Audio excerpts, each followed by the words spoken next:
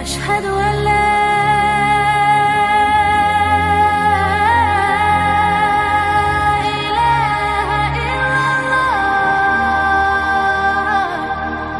Surah An-Nazi'at ini, karena An-Nazi'at sendiri diperselisihkan oleh para ulama apa itu maknanya. Ada yang mengatakan bahwa An-Nazi'at ini bicara soal kuda, maksudnya kuda-kuda perang, sama dengan Al-Adiyat. Ada juga yang mengatakan An-Nazi'at ini bicara soal angin. Tapi kebanyakan para ulama, dan ini pendapat yang kuat menurut jumhur ahli tafsir, bahwa An-Nazi'at ini bicara soal para malaikat. Ma'asyiral muslimin wal muslimat rahimakumullah. Sebelum kita bicara soal ayat-ayat pertama dalam surah An-Nazi'at yang bicara soal para malaikat ini dan tugas-tugasnya, sedikit kita bicara soal keimanan kita kepada para malaikat. Al-Imam As-Suyuti rahimahullahu ta'ala menukilkan perkataan Al-Imam Baihaqi di dalam kitabnya Syu'abul Iman, bahwa ada dua perkara yang harus kita pahami tentang keimanan kita kepada para malaikat. Pertama, at-tasdiqu biwujudihim. Kita wajib membenarkan tentang wujud mereka. Karena para malaikat itu kan tidak bisa dilihat oleh kita. Tetapi bukan berarti yang tidak bisa dilihat tidak ada wujudnya. Karena kita bisa rasakan keberadaan mereka. Sama dengan angin, kita bisa merasakan kipas angin ini mutar kan? Ada angin yang kita rasakan, tapi wujud angin kan kita tidak tahu. Maka para malaikat juga sama, keberadaan mereka itu kita bisa rasakan. Kapan kita bisa rasakan keberadaan para malaikat? Ketika hati kita terdorong untuk melakukan kebaikan.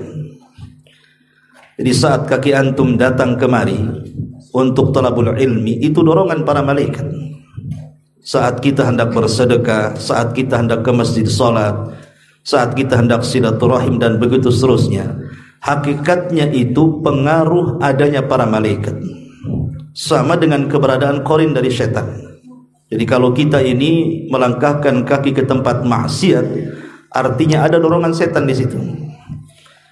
Yang jelas bahwa kata beliau As-Suyuti menukilkan dari perkataan Al-Baihaqi bahwa beriman kepada para malaikat yang paling penting adalah mengimani wujud mereka, walaupun kita tidak bisa melihatnya. Kemudian yang kedua, al-i'tiraf bi anna minhum rusulan. Harus ada pengakuan dari kita, keyakinan bahwa para malaikat adalah utusan-utusan Allah Subhanahu wa ta'ala. Jadi Allah mengutus malaikat itu kepada siapa yang dikehendaki Allah dari hamba-hambanya. Terkadang para malaikat mengutus kepada para nabi. Seperti kisah yang ma'ruf bagaimana Nabi Ibrahim alaihi salatu wassalam didatangi oleh 3 tamu. Tiga-tiganya para malaikat. Ketika hendak menghabar gembirakan bahwa Ibrahim akan memiliki putra Ishak dan akan memiliki cucu Yakub, dan menghabarkan bahwa dia akan mengadab kaum Sodom, kaumnya Lut yang merupakan keponakan Ibrahim. Atau ketika mendatangi Maryam, ketika Maryam hendak buang hajat, tiba-tiba kemudian dihadang oleh Jibril dalam bentuk manusia yang tampan. Atau saat Nabi SAW setelah perang Khandaq didatangi oleh malaikat Jibril dalam bentuk Dihyatul Kalbi, pemuda yang paling tampan dari kalangan sahabat Muhajirin. Jadi terkadang Allah utus para malaikat kepada para utusannya, atau diutus kepada para sahabat. Bahkan para malaikat sendiri bukan hanya khusus kepada mereka, terkadang diutus kepada kita juga. Secara khusus malaikat Jibril turun setiap malam Lailatul Qadar. Makanya Allah mengatakan tanazzalul malaikatu waruh. Ruh di sini artinya Jibril. Turun kepada kita, diutus kepada kita untuk memuliakan malam Lailatul Qadar. Inilah dua perkara kata beliau yang perlu diimani tentang adanya para malaikat. Dan juga kita tahu bahwa nama-nama malaikat ini ada yang Allah Subhanahu wa taala beritahu kepada kita siapa namanya. Tapi kebanyakan malaikat tidak tahu namanya. Baik kita tahu namanya atau tidak tahu namanya, tetap kita harus beriman.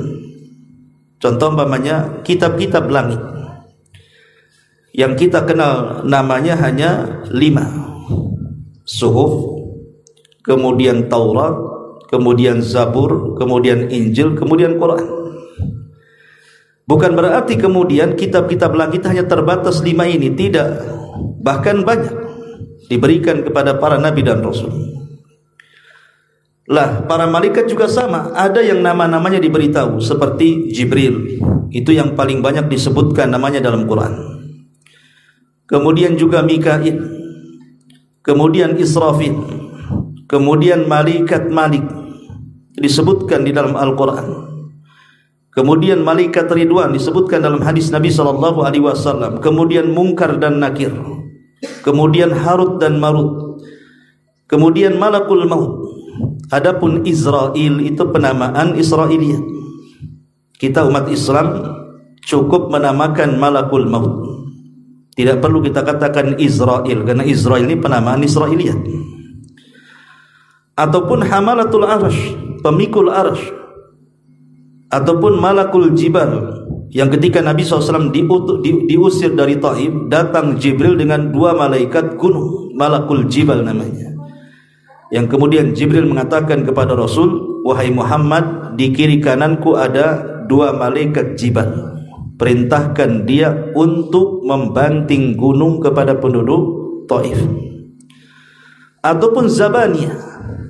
Lah, ini nama-nama yang jelas ya dari nama-nama para malaikat. Tetapi sebagian besar malaikat itu tidak tahu namanya. Kita katakan mereka para malaikat. Seperti Rasul ketika masuk melihat Baitul Ma'mur. Setiap hari 70.000 malaikat berkeliling bertawaf dalam 1 hari 1 malam, kemudian keluar dan tidak pernah kembali, berjumlah 70.000. Kemudian besoknya datang malaikat yang baru dengan jumlah yang sama. Kemudian 1 hari 1 malam mereka tawaf, kemudian pergi dan tak pernah kembali, dan begitu seterusnya.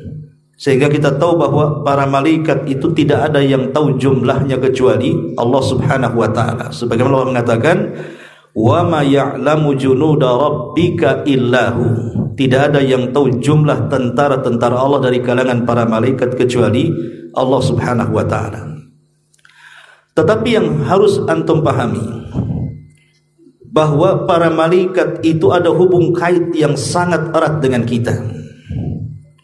Dan itu dimulai saat peristiwa Adam alaihi salatu wassalam diciptakan. Jadi saat Adam alaihi salatu wassalam diciptakan, para malaikat ini sudah membicarakan bahwa akan ada makhluk yang diciptakan. Bahkan sempat kemudian mengatakan di hadapan Allah Subhanahu wa taala, apakah engkau akan menciptakan makhluk yang akan merusak di bumi dan menumpahkan darah? Tapi Allah Subhanahu wa taala menegaskan bahwa inni a'lamu ma la ta'lamun. Aku lebih paham tentang ciptaanku daripada kalian. Maka diciptakanlah Adam. Setelah Adam diciptakan, kemudian Allah Subhanahu wa taala mengatakan di dalam Al-Qur'anul Karim, wa nafakhtu fihi min ruhi faqa'u lahu sajidin. Semata-mata aku tiupkan ruh kepada Adam, maka kalian wahai para malaikat harus sujud kepada Adam. Sudah saya katakan bahwa sujudnya para malaikat kepada Adam bukan sujud ibadah, karena tidak boleh sujud kecuali kepada Allah. Maksudnya sujud di sini artinya sujud penghormatan. Ada satu pendapat seperti itu. Pendapat yang lain mengatakan maksudnya sujud di sini artinya Adam dijadikan kiblat oleh para malaikat. Jadi malaikat bukan sujud kepada Adam karena sujud ibadah, tidak. Malaikat menjadikan kiblat, sama ketika kita sujud menghadap Ka'bah. Kan Ka'bah itu kiblat kita. Bukan berarti kita menyembah Ka'bah, tidak, hanya sekedar dijadikan kiblat saja. Lah saat kemudian para malaikat sujud, kemudian Adam alaihi salatu wasallam diperintahkan Allah untuk mengucapkan salam kepada para malaikat, dan malaikat pun menjawab salam. Dari sejak itu sampai hari kiamat terbentuklah hubung kait malaikat dengan manusia. Sampai hari ini dan sampai kiamat dibangkitkan. Baik ketika kita hidup di dunia, baik saat kematian kita, baik ketika kita berada dalam kuburan kita, baik saat kita dibangkitkan dan dikumpulkan di padang mahsyar ataupun masuk ke dalam surga atau neraka, maka tidak akan lepas dari para malaikat. Jadi hubung kait kita ini dari dunia sampai surga atau dari dunia sampai neraka. Kalau Allah takdirkan masuk neraka, naudzubillah. Dan itu kita bisa lihat bagaimana Allah Subhanahu wa taala menghubung kaitkan para malaikat dengan manusia ini. Seperti kita lihat dalam Al-Quran atau hadis-hadis Nabi SAW. Contoh saja, hubung kait para malaikat dengan kita adalah kecintaan para malaikat kepada orang-orang yang beriman. Dan itu dijelaskan dalam hadis Nabi SAW. Ketika Allah Subhanahu wa taala mencintai hambanya, maka yang pertama kali diberitahu siapa? Jibril. Berdasarkan hadis Rasul, kata Nabi SAW, Innallaha idza ahabba abdan nadahu Jibril. Allah itu kalau suka dengan seorang hamba, maka yang pertama kali dipanggil siapa? Jibril. Kemudian Allah mengatakan kepada Jibril, Ya Jibril, inni uhibbu fulanan fa'ahibbahu. Wahai Jibril, aku cinta lo dengan si fulan, kau harus cinta juga dengan si fulan. Fa'ahabbahu Jibril. Maka Jibril pun ikut cinta orang yang Allah cintai. Cukup sampai di sini? Tidak.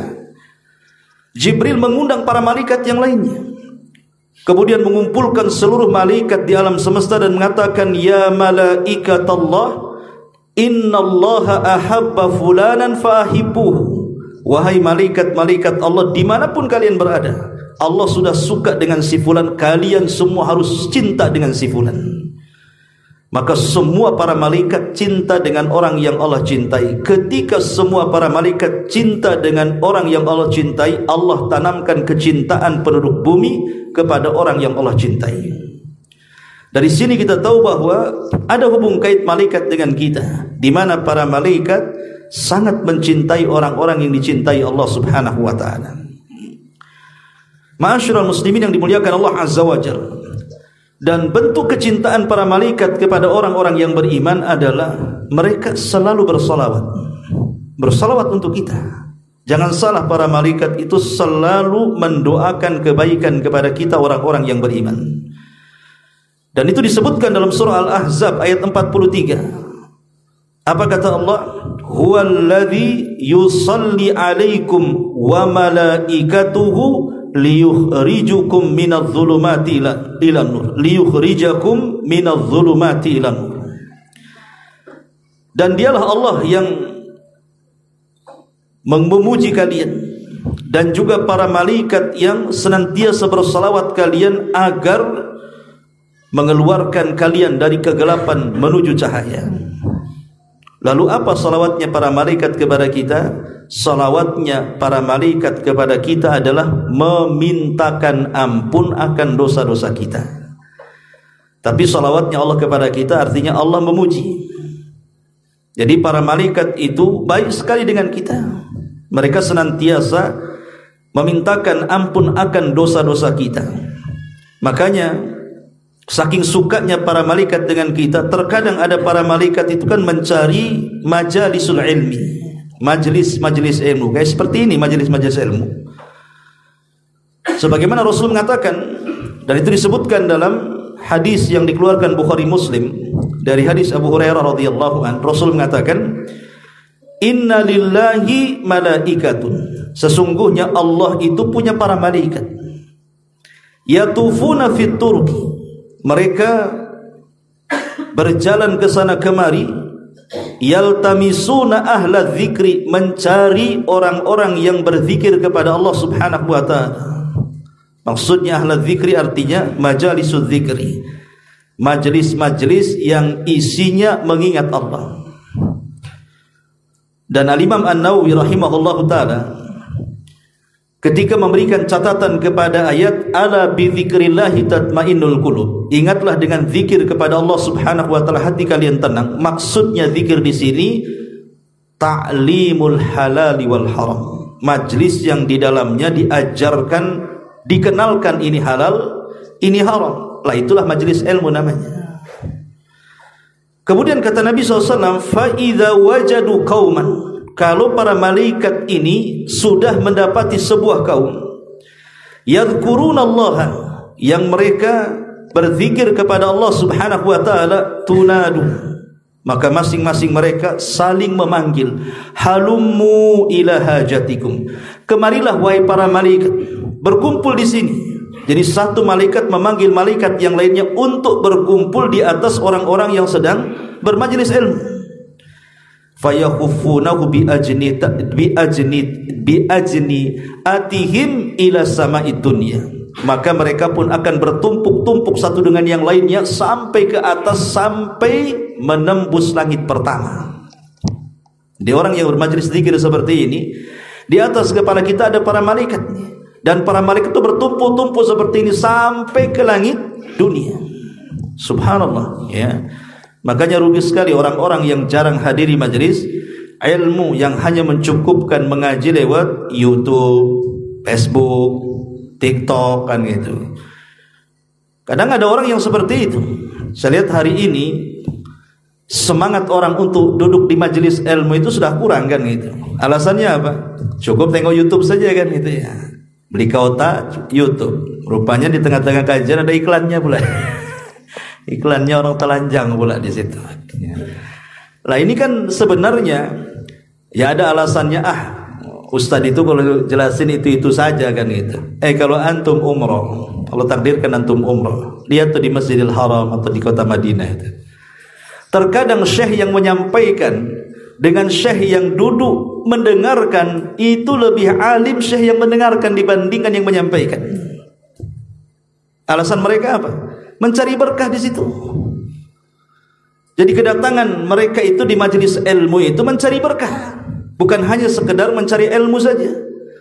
Apalagi Nabi SAW sampai mengatakan kepada para sahabat apabila selesai bermajlis ilmu, apa kata Rasul? Qumu maghfuran lakum qad buddilat sayyi'atikumul hasanat. Berdirilah kalian, bubar kalian, dosa-dosa kalian sudah diampuni. Sampai di sini tidak, keburukan kalian sudah diganti dengan kebaikan. Kan nggak ada ruginya orang duduk di majelis ilmu itu, walaupun ngantuk-ngantuk lah, kan gitu ya. Penyender-nyender jadilah daripada tak datang, kan. Gitu. Ma'asyiral muslimin yang dimuliakan Allah Azza wa Jalla.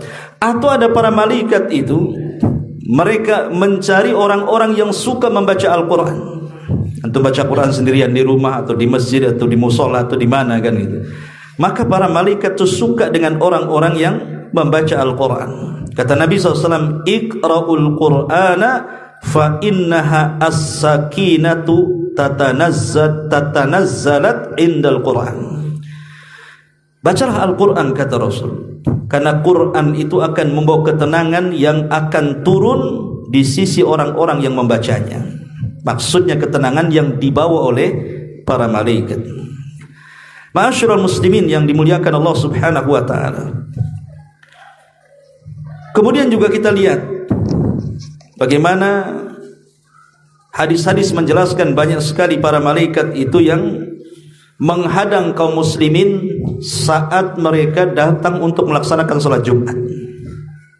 Jadi sebelum kita datang, para malaikat itu sudah datang di pintu-pintu masjid itu. Untuk apa? Mencatat sesiapa yang datang duluan, kemudian memberikan hadiah berupa pahala besar.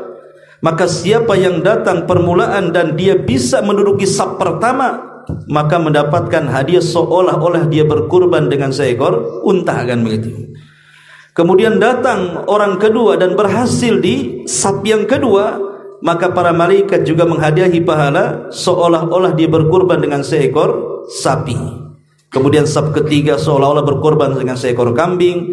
Kemudian saf keempat seolah-olah berkorban dengan seekor ayam. Kemudian saf yang kelima seolah-olah dia berkorban dengan telur ayam.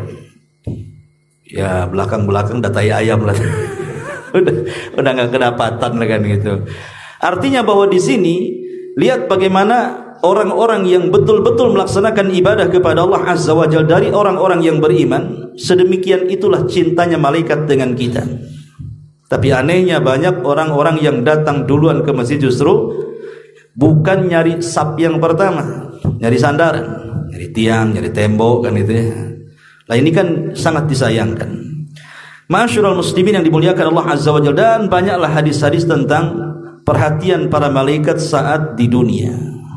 Adapun saat kematian, dan nanti juga akan dijelaskan dalam permulaan surah An-Nazi'at. Jadi malaikat itu ikut campur dalam kematian kita. Karena yang mencabut nyawa kita juga para malaikat. Siapa lagi yang mencabut nyawa kita? Kan malaikat. Dibantu dengan rusul al-maut, tawaffathum rusuluna. Bahkan yang membawa kain kafan dari sorga, yang membawa minyak harum-haruman dari sorga, itu semua para malaikat. Bahkan yang mengangkat ruhnya orang yang beriman sampai menembus lapisan langit pertama, kedua, ketiga sampai ketujuh dan berjumpa dengan Allah Subhanahu wa taala. Dan Allah katakan, kembalikan ruhnya ke dalam jasadnya, letakkan catatannya fil iliyin. Itu semua adalah tugas para malaikat untuk membantu kematian seorang yang beriman. Itu saat kematian. Kemudian beralih kepada alam barzah, alam kubur. Ada sebuah hadis yang mengatakan bahwa ketika orang-orang yang ada di kuburan itu, mereka akan ditemani oleh para malaikat. Para malaikat yang mencatat amal-amal perbuatan amalan kita. Kemudian Allah Subhanahu wa taala bentuklah kemudian catatan amal kita itu dalam bentuk orang yang sangat tampan, mendatangi kita, kemudian ngobrol dengan kita, kemudian menyuruh kita tidur, tahu-tahu ketika bangun sudah dekat kiamat. Sampai dia mengatakan nim naumatal arus, tidurlah seperti tidurnya pengantin. Jadi walaupun dari kematian kita dengan kiamat itu masih 100 tahun lagi, 1000 tahun lagi, 1.000.000 tahun lagi kalau seandainya mungkin terjadi, maka orang yang beriman yang berada di dalam kuburan itu tidak terasa. Karena mereka ditidurkan masalahnya dan baru dibangunkan mendekati kiamat. Beda dengan orang-orang kafir fasik yang disiksa kan, maka mereka akan tersiksa dalam kuburannya. Termasuk juga ketika seseorang kemudian dibangkitkan kelak pada hari kiamat, maka para malaikat itu akan ikut juga di situ. Makanya Allah mengatakan waji'a rabbuka wal malaku saffan saffa. Dan ingatlah ketika Rabbmu datang, malaikat itu bersaf-saf. Jadi di padang mahsyar itu malaikat itu seolah-olah apa? Menjadi pagar betis, bersaf-saf sehingga orang tidak bisa lari dan tidak bisa kabur itu. Jadi malaikat itu luar biasa. Termasuk ketika orang masuk ke dalam sorga sendiri, para malaikat mengucapkan salam kepada kita. Salamun alaikum bima sabartum. Keselamatan bagi kalian atas kesabaran kalian, Allah hadiahi kalian sorga. Dari sini kita tahu bahwa sejak kita lahir, kemudian kita besar di dunia, kita diwafatkan, masuk ke alam kubur, kemudian dikiamatkan, sampai dibangkitkan, sampai masuk ke dalam sorga, para malaikat itu tidak lepas dari orang-orang yang beriman. Itulah hubung kait yang luar biasa, yang bagaimana Allah Subhanahu wa taala menugaskan para malaikat untuk senantiasa bersama kita manusia. Tetapi ikhwatu fillah muliakan Allah Azza wa Jalla, ada malaikat itu kan yang ditugaskan oleh Allah Subhanahu wa taala memang untuk kebaikan. Jadi datang kepada manusia itu memang mendoakan baik, mendoakan kebaikan. Seperti contohnya umpamanya di pagi hari Allah utus 2 malaikat, yang satu berdoa, ya Allah, sesiapa yang berinfak di pagi hari ini tambahkan hartanya, dan sesiapa yang bakhil di pagi hari ini hancurkan hartanya. Itu setiap hari malaikat itu diutus oleh Allah untuk mendoakan seperti itu di pagi hari kan. Bahkan sesiapa yang kemudian kita melakukan amal soleh seperti menziarahi saudaranya entah di mana, dalam rangka lillah, karena Allah ya, bukan karena bisnis, bukan karena ada kepentingan dunia, enggak. Memang dia menziarahi itu karena Allah Subhanahu wa taala. Maka Allah akan mengutus malaikat untuk mengikuti orang ini. Makanya dahulu dijelaskan dalam hadis Abu Hurairah radhiyallahu an, anna rajulan zara akhan. Ada seseorang itu hendak menziarahi kawannya fi qaryatin, pada sebuah desa.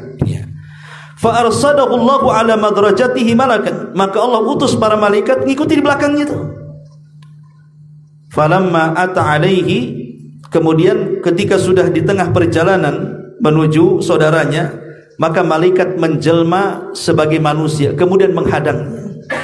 Kemudian mengatakan kepada orang ini, aina turid, hendak kemana engkau pergi, mau apa kamu?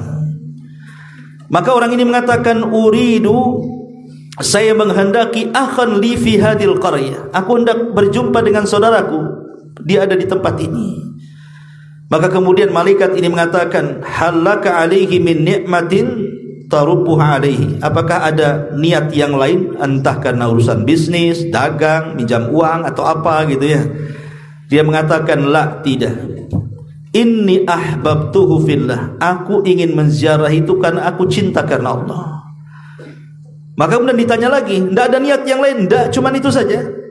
Maka malaikat ini mengatakan, fa inni rasulullahi ilaika, sesungguhnya aku utusan Allah kepadamu, aku ini malaikat. Bi annallaha qad ahabbaka kama ahbabtahu fihi, karena engkau sudah mencintai saudaramu karena Allah, maka Allah telah mencintai dirimu. Itu contohnya seperti itu ya. Tetapi di sisi lain ada malaikat juga yang ditugaskan oleh Allah Subhanahu wa taala, itu tugasnya hanya melaknat saja. Jadi ketemu kita ini melaknat kita habis-habisan. Lah siapa itu orang-orangnya yang melaknat, yang dilaknat oleh para malaikat? Contohnya umpamanya hadis Nabi SAW tentang seorang istri yang menolak ajakan suaminya kan. Apa kata Nabi SAW? Idza da'a ar-rajulu imra'atahu fa'abat. Jadi kalau seorang suami meminta istrinya untuk berhubungan, tiba-tiba si istri menolak, apa kata Rasul? La'anathul malaikatu hatta tusbiha, maka malaikat akan melaknat dia sampai datang waktu subuh. Jadi kalau seandainya suami meminta kepada istrinya untuk melayaninya jam 8 malam, banyak kan itu, tiba-tiba banyak alasan ini itu, akhirnya suaminya marah kan itu, maka Allah utus malaikat melaknat dia. Terus dilaknat, sepanjang tidur dia dilaknat sampai datang waktu subuh, baru malaikat dipergi. Bayangkan kalau seandainya si istri ini meninggal di malam itu dalam kondisi dilaknat para malaikat. Coba Ustaz, sekarang yang menolak bukan saya, suami saya Ustaz. Apa suami saya dilaknat juga? Kalau bapak-bapak biasanya nggak nolak, biasanya jarang lah ya, capek-capek pun dilayan juga ya. Tapi dari sini contohnya bahwa ada malaikat-malaikat itu yang memang ditugaskan oleh Allah Subhanahu wa taala untuk melaknat saja. Atau dalam hadis lain Nabi SAW mengatakan, dalam sebuah hadis Nabi mengatakan, man asyara ila akhihi bihadidatin fa innal malaikata tal'anuhu hatta yadahu wa in kana akhan li abihi wa ummihi, rawahu Muslim. Barang siapa yang mengisyaratkan kepada saudaranya dengan senjata, mengacungkan golok, mengacungkan pelati, pokoknya besi, pentungan atau apa lagi itu, untuk menakut-nakuti, mengancam dengan senjatanya, maka malaikat akan datang diutus Allah untuk melaknat dia sampai diletakkan senjatanya. Coba baru mengancam saja datang malaikat, macam mana kalau betul-betul ditusukkan? Kalau betul-betul dipentungkan begitu pentungannya, baru mengisyaratkan saja untuk menakut-nakuti saudaranya, walaupun itu saudara sebapak atau seibu kata Nabi, maka Allah akan utus malaikat melaknat dia sampai diletakkan senjatanya ya. Dan sekarang mengancam itu nggak pakai besi lagi, sekarang udah canggih, pakai handphone ngancamnya ya. Awas kok ngomong-ngomong, dia nggak ketika dia ngomong di handphone itu, mengancam saudaranya, dia tidak tahu Allah sedang mengutus malaikat melaknat kita. Karena menakut-nakuti seorang muslim itu dilarang, dia diharamkan. Diharamkan dalam Islam, tidak boleh. La yahillu li muslimin an yurawwi'a musliman, kata Rasul. Tidak halal artinya haram seorang muslim menakut-nakuti muslim yang lainnya. Dan banyak lagi seperti orang yang mencaci maki sahabat itu dilaknat terus malaikat. Coba bayangkan, orang-orang Syiah yang suka mencaci maki sahabat, maka mereka dilaknat setiap hari oleh para malaikat yang diutus Allah Subhanahu wa taala, termasuk orang-orang yang menasabkan dirinya kepada yang bukan bapaknya. Pada yang bukan bapaknya, yang sekarang kan lagi ramai ini di Indonesia ini. Orang ngaku Habib, turunan Nabi dan begitu seterusnya kan. Ya, memang secara hukum kalau ada orang yang mengaku dirinya keturunan Nabi, ya kita percaya saja, ya. Karena ucapan seorang muslim itu harus dipercaya pada awalnya. Tetapi ingat, kalau Anda dusta dalam pengakuannya, hanya mengaku-ngaku saja. Karena saya baru kedatangan tamu, ada Syekh Abdullah dari Yaman, kebetulan lagi buat daurah di Jabal Uhud 2 minggu, ya. Beliau cerita tentang jual beli nasab itu di Hadraul Maut. Jadi di Hadraul Maut itu ada jual beli nasab, ikhwan. Antum kalau ingin masuk nasabnya sampai ke Rasulullah, sediakan uang, beli nasab aja di sana. Antum bisa jadi Habib antum. Karena Masya Allah ya, karena di Indonesia ini mungkin karena kurangnya ilmu pengetahuan, ya, kurangnya akidah, ya, kurangnya, ya mungkin karena tidak pernah duduk di majelis ilmu atau mungkin jarang belajar, terkadang masyarakat kita ini mudah saja kemudian ditipu. Contoh saja umpamanya banyaknya kuburan-kuburan palsu. Kan banyak sekarang ini kan kuburan-kuburan palsu itu. Kadang-kadang nggak ada isinya kuburan itu.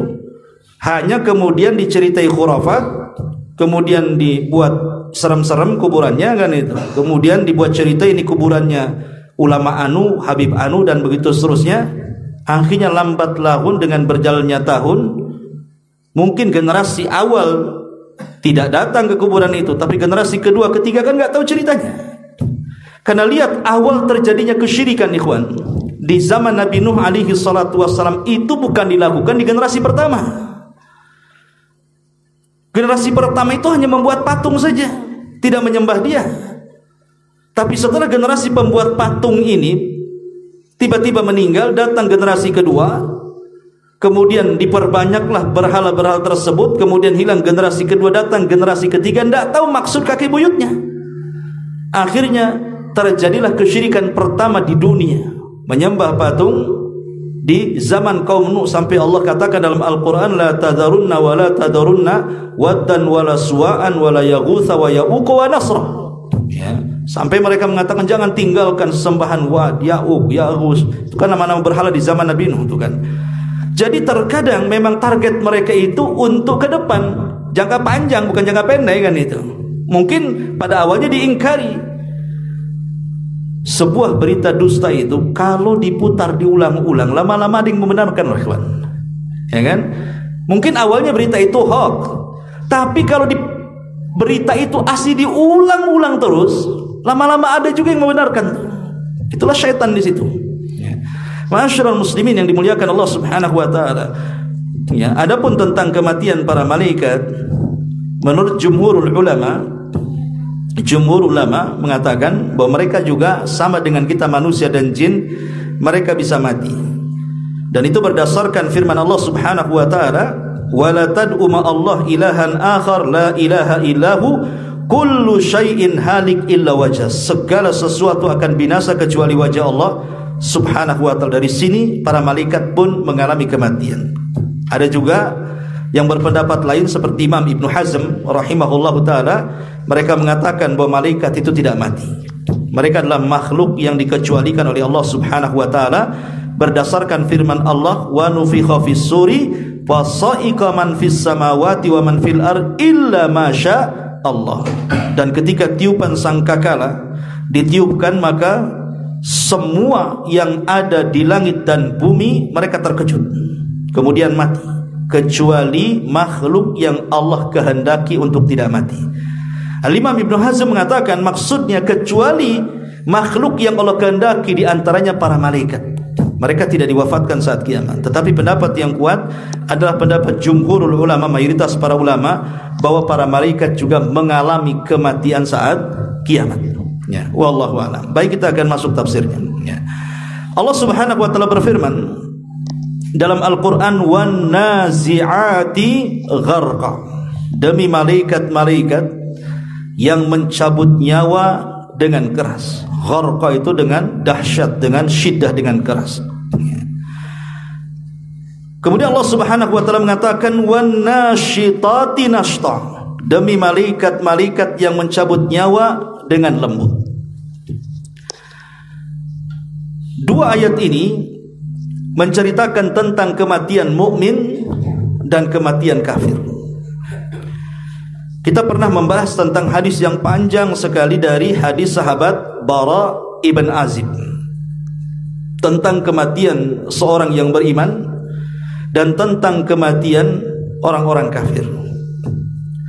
Adapun kematian orang-orang yang beriman, dalam hadis yang panjang Bara bin Azib radhiyallahu anhu itu mengatakan, "Tsumma yaji'u malakul mauti hatta yajlisa inda ra'sihi." Ketika malaikat maut mendatangi orang yang akan dicabut nyawanya, kemudian duduk di samping kepalanya. Kenapa duduk di samping kepala? Karena ruh itu keluar dari mulut. Ruh orang itu saat kematian keluar dari mulutnya. Makanya setiap ruh itu keluar dari mulut, itu mata mengikutinya. Kita lihat orang yang mati itu umumnya melotot, karena ruhnya mengikuti ruhnya. Mata itu mengikuti ruhnya, makanya melotot. Kata Rasul, disunnahkan untuk ditutup supaya tidak menakutkan. Apa yang terjadi? Fayaqul, maka malaikat maut, karena yang dicabut ruhnya orang baik, maka panggilan juga sangat lembut. Ya ayyatuhan nafsul at-tayyibah. Dalam ayat di dalam Al-Quran, ya ayyatuhan nafsul mutmainnah, ukhruji ila maghfirati minallahi wa ridwan. Wahai jiwa yang baik, wahai jiwa yang tenang, keluarlah kepada ampunan dan keridhaan Allah Subhanahu wa taala. Lihat kata Rasul, fatakhruju tasilu kama tasilul qatrah min fi siqai. Maka ruh itu akan keluar seperti tetesan terakhir yang keluar dari mulut teko. Ya, sering saya contohkan kalau seandainya ini teko, ya. Ini kan banyak airnya nih, ya. Kalau banyak air, kita buka tutupnya kemudian kita tuangkan, tentu deras dia keluarnya karena masih banyak airnya. Tapi kalau tinggal satu tetes di sini, kemudian kita tuangkan seperti ini, tentu tidak akan deras. Dia akan berjalan pelan-pelan, terus berjalan sampai terakhir menggantung di mulut teko, baru netes. Lahrunya seorang mukmin itu seperti itu saat dicabut, pelan, seperti tetesan yang terakhir yang keluar dari mulut teko. Kata Rasul, kan pelan tuh jalannya, pelan tapi pasti. Saking lembutnya malaikat saat mencabut ruhnya seorang mukmin itu dengan panggilan yang sangat indah, wahai jiwa yang baik. Walaupun demikian, tetap saja yang namanya kematian itu pasti ada sakaratnya, ada rasa sakit yang tidak ada yang tahu kecuali Allah. Hatta Nabi SAW sendiri merasakan sakit kan saat kematiannya. Rasul mengatakan apa? Ala wa inna lil mauti la sakarat. Duhai, kiranya dalam kematian ini ada sakaratnya, katanya.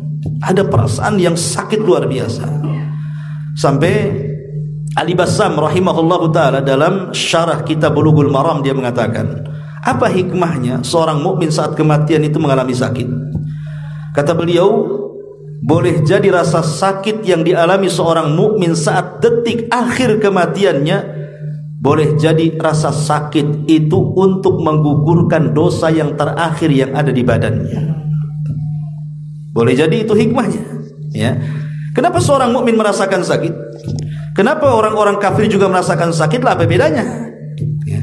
Bedanya sakit yang dialami seorang mukmin itu ujian bagi dia. Dan setiap ujian itu salah satu hikmahnya menggugurkan dosa. Boleh jadi rasa sakit itu menggugurkan dosa-dosa akhir dia. Tapi ingat, rasa sakitnya orang-orang kafir, orang fasik, orang fajir, boleh jadi itu awal azab yang Allah timpakan saat kematiannya. Belum lagi azab kubur yang menunggunya, belum lagi azab neraka yang menunggunya. Naudzubillah. Ya.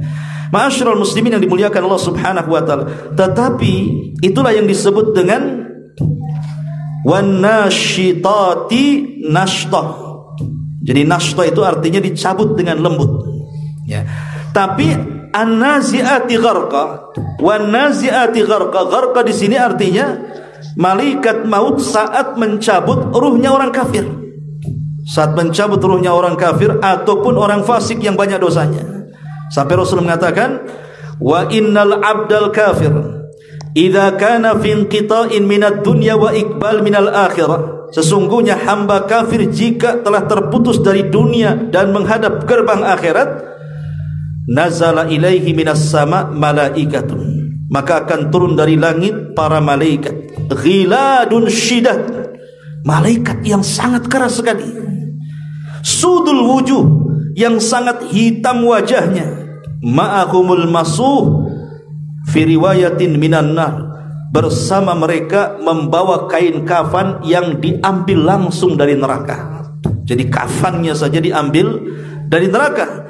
Fayajlisuna minhu maddal basar, maka mereka semua kemudian duduk sejauh mata memandang. Thumma yaji'u malakul maut, kemudian Allah datangkan malaikat maut. Dari sini kita tahu bahwa ketika orang dicabut nyawanya, malaikat maut itu tidak sendirian, tapi ada yang disebut dengan awan, pembantu-pembantu.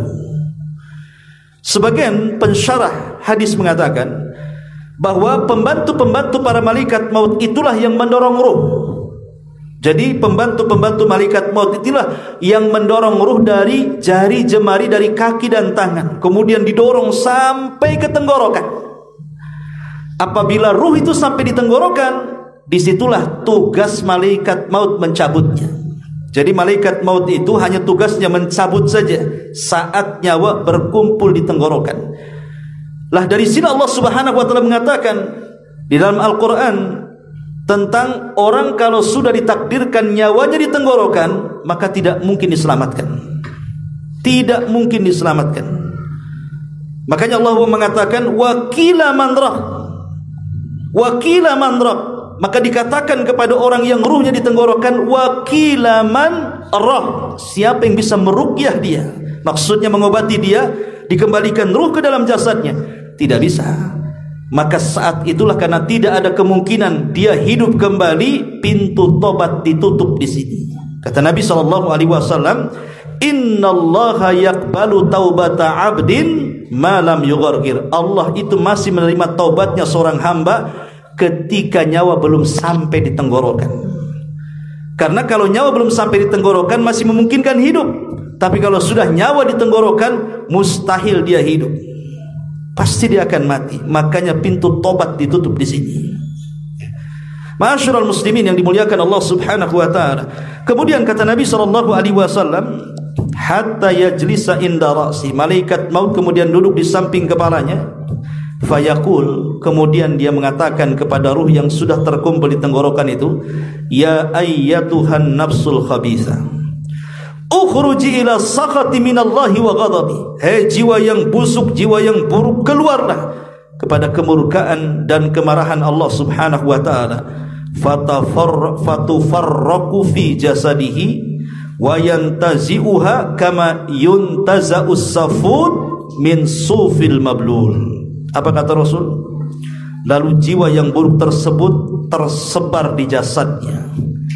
Kemudian malaikat maut mencabutnya sebagaimana dicabutnya safud. Safud ini ya semacam cerulit, ya, yang kemudian dimasukkan ke dalam bulu-bulu kambing wol. Jadi kalau kita punya pisau bengkok, dimasukkan kepada bulu-bulu kambing wol. Tahu lo kambing wol itu kadang-kadang ada 2 jengkal itu kan, bulunya itu kan, gimbal-gimbal itu. Masukkan di situ tuh. Kemudian disiram, sudah gimbal disiram lagi, lengket dengan pisau. Kemudian pisaunya yang bengkok itu kayak arit itu dicabut dengan paksa. Kira-kira merontokkan bulu-bulu? Pasti merontokkan bulu. Nggak mungkin bulu nggak rontok. Seperti itulah malaikat maut saat mencabut ruhnya orang kafir, akan merontokkan persendian tulang-tulang, dan dia pun akan merasakan sakit yang tidak ada yang tahu kecuali Allah subhanahu wa ta'ala. Itulah wan nazi'ati gharqa, ya. Jadi gharqa itu malaikat yang mencabut dengan keras. Adapun wan nasyitati nashta, malaikat yang mencabut ruhnya seorang mukmin dengan sangat-sangat lembut. Kemudian Allah subhanahu wa ta'ala mengatakan wasabihati sabha, demi malaikat yang turun dari langit dengan sangat cepat. Apa maksudnya dengan sangat cepat di sini? Ada yang mengatakan bahwa malaikat yang turun ke langit secara cepat itu karena mereka dapat perintah dari Allah. Jadi malaikat itu kalau dapat perintah dari Allah, langsung mereka kerjakan, melesat ke bumi, nggak ada tunggu-tunggu. Sami'na wa ata'na. Inilah yang Allah subhanahu wa ta'ala katakan apa? Wa yaf'aluna ma yu'marun. Mereka melakukan apapun yang diperintahkan Allah subhanahu wa ta'ala. Padahal malaikat itu tidak seperti manusia, diberikan nikmat dan diberikan susah.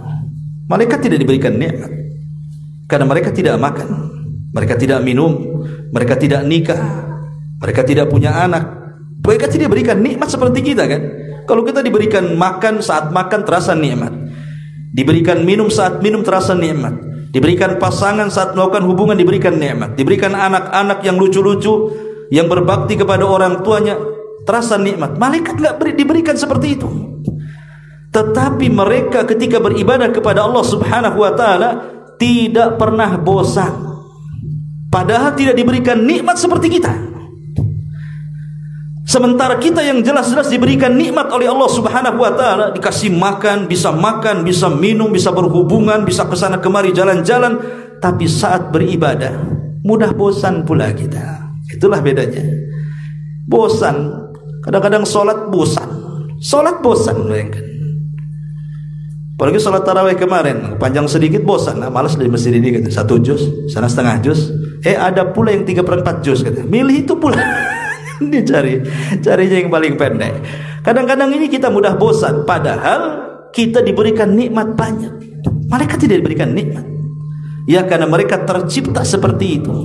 Mereka kalau sudah melaksanakan perintah Allah subhanahu wa ta'ala, maka mereka gercep, langsung dilaksanakan. Itulah yang Allah katakan wasabihati sabha. Ada juga yang mengatakan kecepatan para malaikat itu ketika mereka melesat dari langit ke bumi, karena kita tahu bahwa malaikat kan tinggal di langit, jadi ke bumi itu tugas saja.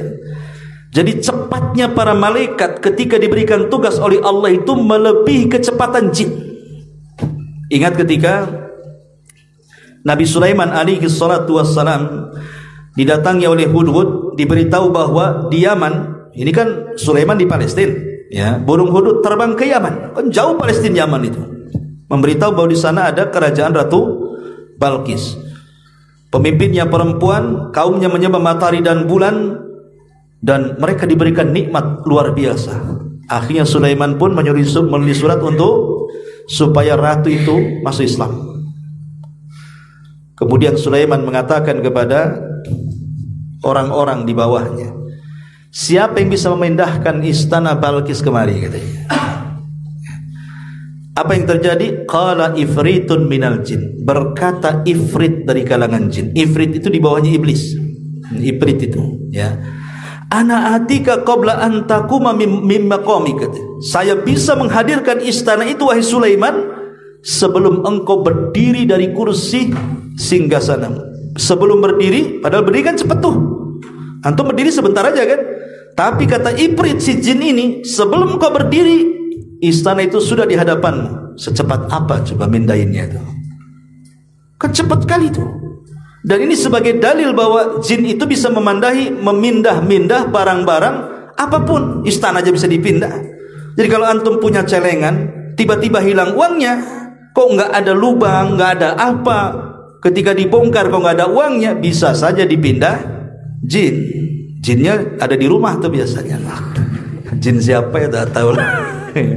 Artinya kalau mindah-mindah kayak gitu gampang, ya. Tapi yang saya ingin katakan, bagaimana cepatnya ifrit bisa memindahkan istana loh ya. Tetapi yang lebih hebat lagi, ada seorang laki-laki yang beriman. Dia menantang Iblis dan mengatakan, ana atika qabla an yartad ilaika tarfuk, katanya. Wahai Sulaiman, serahkan kepadaku, aku lebih cepat dibandingkan Iblis, di mana aku bisa datangkan istana itu sebelum matamu berkedip. Kalau Iblis kan sebelum bangkit, ini sebelum kau berkedip saja aku sudah bisa datangkan. Sebagian ahli tafsir mengatakan bahwa seorang laki-laki solihin berdoa kepada Allah supaya memindahkan istana itu, maka Allah kirim para malaikat untuk memindahkannya. Coba, Allah kirim malaikat untuk memindahkannya. Secepat apa itu malaikat memindahkan itu? Menunjukkan apa? Kecepatan terbang malaikat jauh melebihi kecepatan jin. Itu maksudnya. Lah itu yang disebut dengan wasabihati sabha. Kemudian Allah mengatakan fasabiqati sabqa, demi malaikat yang mendahului dengan sangat kencang. Ayat ini memperkuat ayat sebelumnya ya, karena ayat sebelumnya mengatakan demi malaikat yang turun dari langit ke bumi dengan cepat. Maka ayat keempatnya demi malaikat-malaikat yang mendahului mereka dengan kencang. Jadi ayat ini memperkuat ayat sebelumnya tentang bagaimana para malaikat itu bisa bergerak dengan sangat kencang untuk memenuhi perintah Allah Subhanahu wa taala. Ya tentu karena memang Allah Subhanahu wa taala anugerahkan kepada para malaikat itu diberikan sayap-sayap. Bahkan Jibril saja diberikan sayap oleh Allah Subhanahu wa taala berapa? 600 sayap, di mana satu sayapnya saddal ufuk, menutup langit. Saking besarnya Jibril alaihi salatu wassalam. Dan ingat, tidak ada satupun manusia yang pernah diperlihatkan bentuk malaikat asli kecuali Nabi. Semua manusia tidak pernah, hatta para nabi ya, kecuali Nabi sallallahu alaihi wasallam diperlihatkan malaikat Jibril 2 kali ya, 2 kali. Satunya ketika di Gua Hira gitu ya, kemudian kedua di Sidratil Muntaha. Kemudian Allah Subhanahu wa taala mengatakan fal mudabbirati amra, demi para malaikat yang mengatur urusan manusia. Jadi kita ini diurus oleh para malaikat, bahkan dijaga oleh para malaikat. Semua amalan kita ada yang mencatatnya. Minimalnya ada 4 para malaikat yang disuruh untuk mencatat amal kita. 1 raqib, 2 atid. Kemudian di sana ada para malaikat yang mencatat kebaikan, yang bertugas ada di malam hari dan ada di siang hari. Selain raqib dan atid. Kalau raqib dan atid kan tidak akan lepas dari diri kita. Ma yalfidu min qaulin illa ladaihi raqibun atid. Tidak ada ucapan manusia kecuali dicatat raqib dan atid. Itu melekat pada diri kita. Raqib dan atid itu akan terus mencatat apapun yang kita lakukan, baik yang baik ataupun yang tidak baik. Tapi di sana ada para malaikat pencatat lain selain raqib dan atid. Dan itu disebutkan dalam hadis Nabi sallallahu alaihi wasallam. Kata Nabi sallallahu alaihi wasallam, sesungguhnya ada para malaikat-malaikat itu yang ditugaskan di siang hari dan di malam hari. Wa yajtami'una fi salatil asri wa salatil fajri, dan mereka berjumpa di 2 salat, salat asar dan salat fajar. Jadi kalau ditugaskan di malam hari untuk mencatat amal kita, maka mereka turun di waktu orang yang sedang salat asar. Jadi saat manusia sedang salat asar, mereka turun mencatat amal kebaikan kita sampai waktu subuh. Malam hari itu kita berbuat apa saja dicatat sama dia. Antum tahajud, antum witir, antum baca Quran, antum silaturahim, antum sedekah dan begitu seterusnya, dicatat sampai subuh. Kemudian ketika manusia sedang salat subuh, malaikat ini naik. Kemudian dalam waktu yang sama turun malaikat yang mencatat kebaikan di siang hari. Makanya 2 salat ini memiliki 2 pahala. Salat asar 2 pahala dan subuh 2 pahala. Kenapa? Karena dicatat 2 malaikat, malaikat malam dan malaikat siang. Adapun salat yang lain dicatat oleh 1 malaikat saja. Makanya kenapa 2 salat ini sangat-sangat luar biasa keistimewaannya. Sampai Rasul mengatakan, man hafadhu ala baradaini dakhalal jannah. Siapa yang menjaga 2 salat ini, kujamin dia masuk surga. Ulama tafsir mengatakan maksudnya salat asar dan salat subuh. Makanya keduanya disebut salat wusta, ya. Jadi malaikat itu ada yang diutus oleh Allah untuk mengurus urusan kita. Pemanya ada orang yang kesulitan, Allah utus malaikat mudahkan orang ini. Ada orang yang lagi stres gitu ya, diutus malaikat tenangkan orang ini. Ada orang mau kecelakaan ini, udah di depannya ada truk gitu ya, tiba-tiba tidak jadi kecelakaan, berhasil dia. Siapa yang menyelamatkan dia? Allah utus malaikat menyelamatkannya. Antum tidur, di mana saja antum tidur, tidak ada semut masuk hidung, masuk telinga, masuk lubang. Kenapa? Padahal kalau kita di teras ini kan banyak semut, tapi kalau kita tidur tidak ada semut dekat-dekat kita itu. Sampai pagi tidak ada semut masuk telinga. Siapa yang menjaga? Malaikat. Jadi ada malaikat-malaikat itu yang diutus untuk mengatur urusan-urusan manusia. Fal mudabbirati amra. Inilah diantara sumpah para malaikat. Untuk apa? Untuk yauma tarjufur rajifah. Dan ini pembahasannya panjang tentang hari kiamat.